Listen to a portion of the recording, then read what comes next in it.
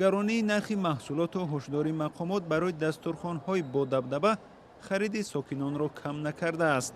کمیته دین و رسم آیین‌های تاجیکستان از گذرانیدن ریدها در روز عید قربان هشدار داد، ولی مردم برای دسترخوان عیدانه خود را به بازار و رسته‌های میوه و شیرینی فروشی می‌زنند.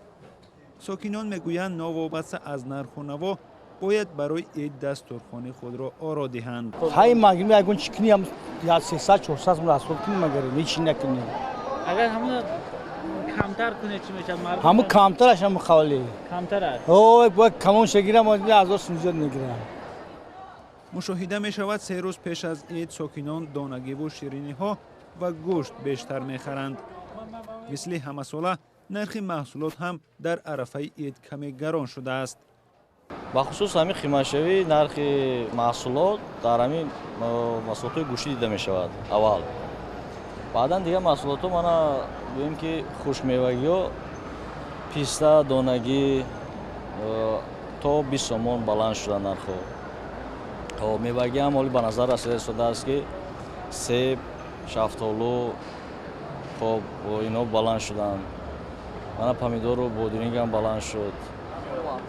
نرخ محصولات از 10 تا 20% در بازارها گران شده است. کیلوی گوشت از 45 تا 60 سومانی در بازارها و در فروشگاه‌های بزرگ تا 75 سومانی رسیده است.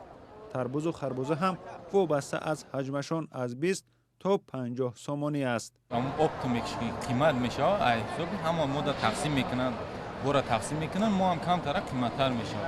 دما مقامات چند سال باز میگویند در روز عیدهای دینی دسترخوان‌های پرخرج نآرایند و هم تاکید میکنند که رید گذرانده صاحب خانه‌های پرخرج را تا 5000 سومانی جریمه میکنند.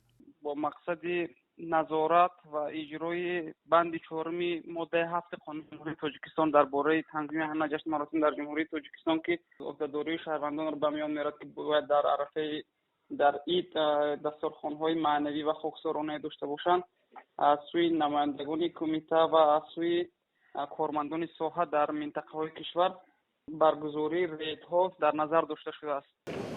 عید قربان یکی از 2 عید مسلمانی سالها باز در تاجیکستان استراحت رسمی اعلان شده است. در این روز ساکنان برای ادای نماز به مسجدها رفته، سپس آنهایی که توان دارند قربانی کرده برای مهمانان دسترخوان می آرایند.